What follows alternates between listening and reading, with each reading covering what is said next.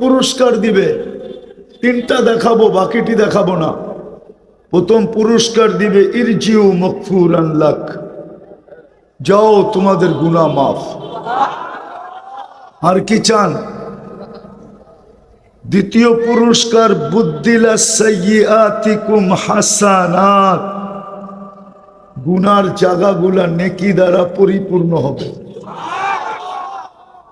তৃতীয় পুরস্কার আরো উঁচা, ইয়াযকুরুল্লাহ ফী মান ইনদা, ফেরেশতাদের সামনে আমাদের নাম নিয়ে আলোচনা করবেন। আর কিতাবে আছে যার আলোচনা আল্লাহ করেন তাকে কোনোদিন শাস্তি দেন না না না। তাহলে কত বড় পুরস্কারের অধিকারী হবেন। এই জন্য খুব মনোযোগ দিয়া, কথা লম্বা হবে না, আমার কাছে সুযোগও নেই। এই জন্য যেখান থেকে বলতেছিলাম যে আজকে আমাদের এই দুরবস্থা কেন, মুসলমানের আজকে এই দুরবস্থা কেন? একের পর এক দেশ মাটির সাথে মিশানো হইতেছে। মুসলমান আজকে দুনিয়ায় ঘৃণিত কেন, অবহেলিত কেন, দীক্ষিত কেন, লাঞ্ছিত কেন, বঞ্চিত কেন? অথচ সংখ্যায় তো আমরা 200 কোটির উপরে।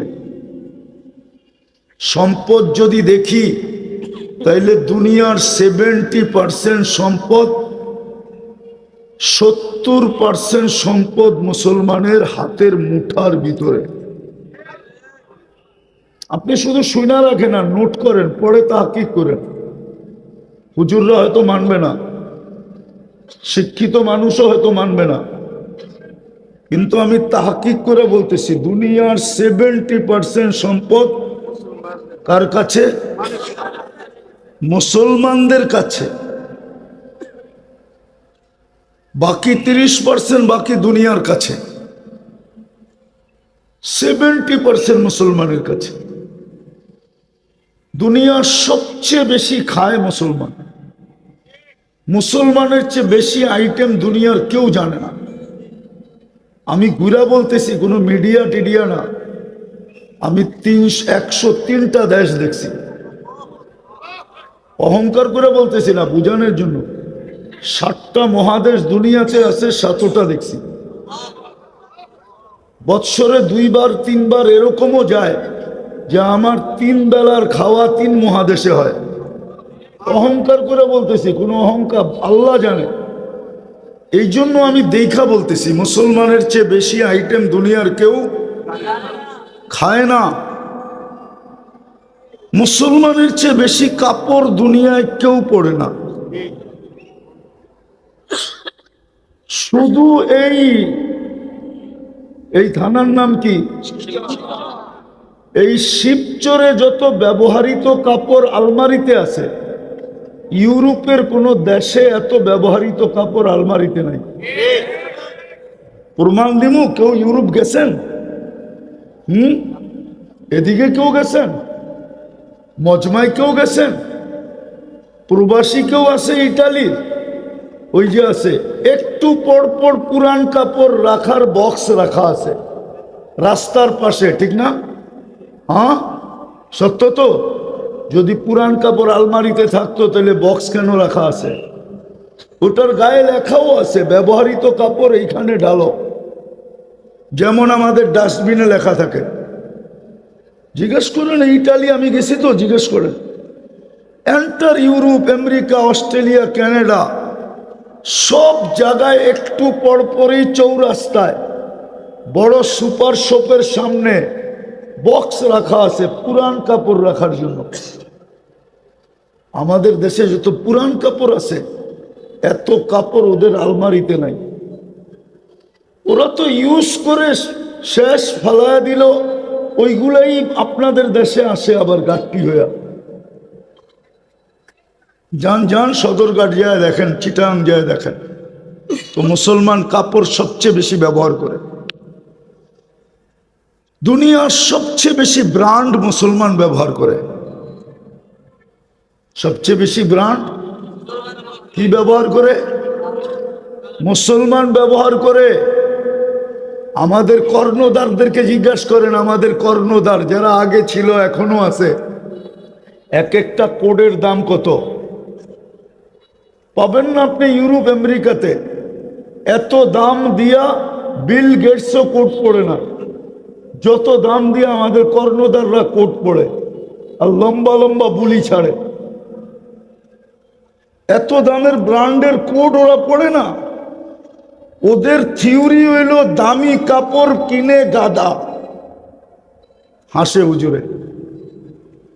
ওদের থিওরি হইল কেননা কাপড়ের কোনো রিসেল ভ্যালু নাই, কিনা দোকান থেকে বাহির হয়ে গায়ে দিয়ে আবার দোকানে ঢুকবেন, কোনো রিসেল ভ্যালু। এই জন্য ওরা দামি কাপড় পরে না। কিন্তু মুসলমান তো বেউকুফ, ধ্বংস যখন আসে তখন আকল হারায় যায় বলে।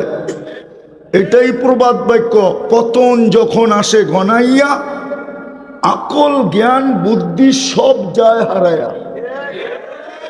মুসলমানের সব হারায় গেছে, আকলও হারাইছে, জ্ঞানও হারাইছে, বুদ্ধিও হারাইছে, সব হারায় গেছে।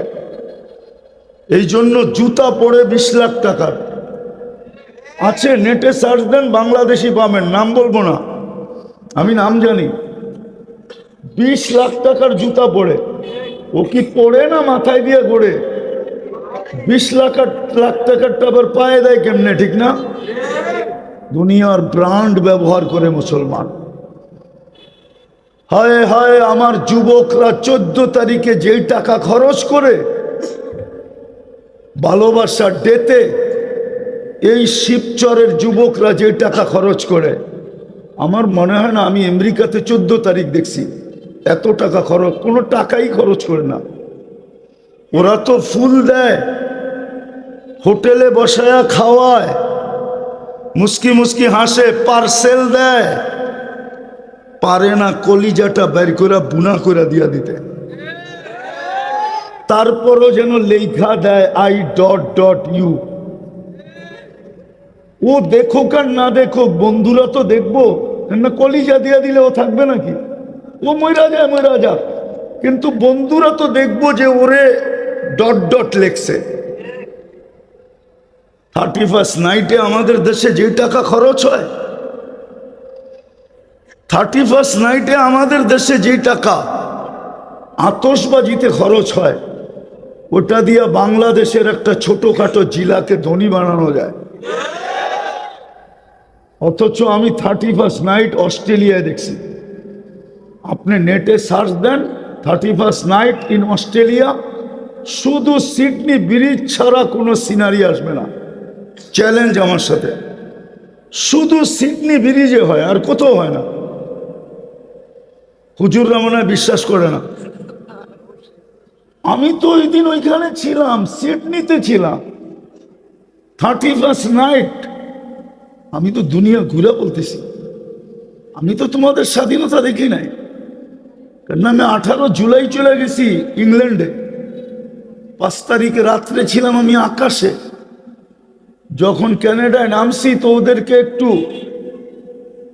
অতিমাত্রায় খুশি দেখতেছিলাম। তো জিজ্ঞেস করলাম এত খুশি কেন? আপনি আকাশে ছিলেন, জানেন না দেশ স্বাধীন হয়ে গেছে। আমি তো আসছি আগস্টের 18 তারিখে, 2-3 দিন ছিলাম, আবার চলে গেছি কোরিয়া। আসছি সেপ্টেম্বরের 23 তারিখে। আমিও তো জানি না সকালে কোনখানে থাকবো, বিকালে কোনখানে থাকবো, তো আমারও জানা নাই। হয়তো দেখা যাবে তাকাদা চলে আসছে, এই রাত্রেই বাসার থেকে বাসায় না যায়, বাসায় বলবো 4 জোড়া কাপড় পাঠাও, আমি এয়ারপোর্টে গেলাম, চলে যাবো এয়ারপোর্ট দিয়া। আমি তো দুনিয়া ঘুরে বলতেছি, ভালো মতে বোঝেন, কাজে দিবে, নাইলে শুধু হই উল্লাহ করবেন।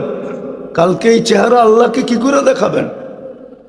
আল্লাহ তো 3 বার আপনাকে নির্বাচিত করলো।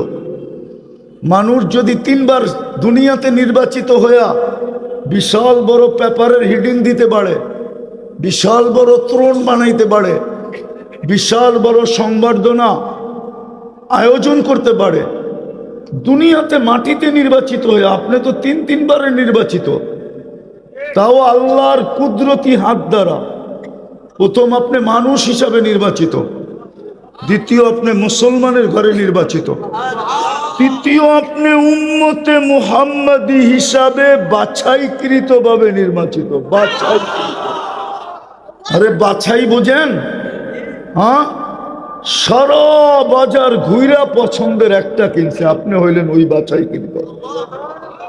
পুরো মানব জাতির ভিতর থেকে বাছাই করা আপনাকে উম্মতে মুহাম্মদি হিসাবে চয়েস করছে। পছন্দ কার?